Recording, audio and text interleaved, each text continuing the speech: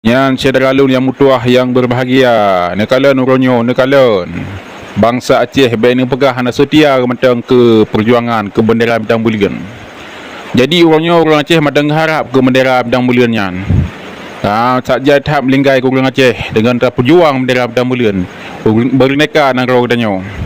Uronyo yang hana sayang li ke perjuangan, yang hana sayang li kepada bendera bidang bulian nyan hanyalah komatan-komatan yang kagedua dalam DPR, komatan-komatan yang kagak terima pangkat dan jabatan Bank Indonesia Jawa, yang keurungan yang nanti tengah li ke perjuangan ke bendera dan belian. Jadi urangnya watai tak keluluh tak kalen-kalen kan rakyat yang salah, bangsa Aceh yang salah li. Bangsa Aceh bersedia kepada perjuangan gerakan Aceh Merdeka. Jadi orangnya yang salah tok-tok KPA, tok-tok gam-gam yang terima pangkat dan jabatan Ba Indonesia Jawa. Contoh ji kageduk ke gubernur, kageduk ke dewan, kageduk ke bupati, yang kehurangan yang khianat perjuangan gerakan Aceh Merdeka.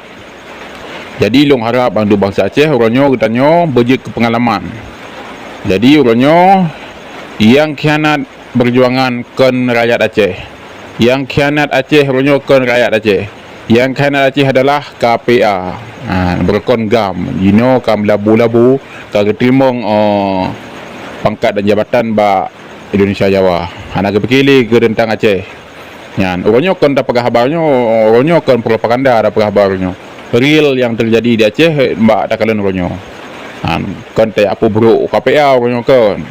Yang lu pubruk KPA kan mandung KPA, ke mandung gam. Tapi oknum-oknum gam yang terima pangkat dan jabatan Bank Indonesia Jawa. Contohnya Pak Panglima, lagi mau takdir manaf, Panglima yang kaduk-duk ke dewan, yang urangnya karena dengar li kepada gerakan Aceh Merdeka, ingat kepada umpung perut. Yang kenyang nak kala bangsa Aceh maksudnya kepada perjuangan. Wassalamualaikum warahmatullahi wabarakatuh.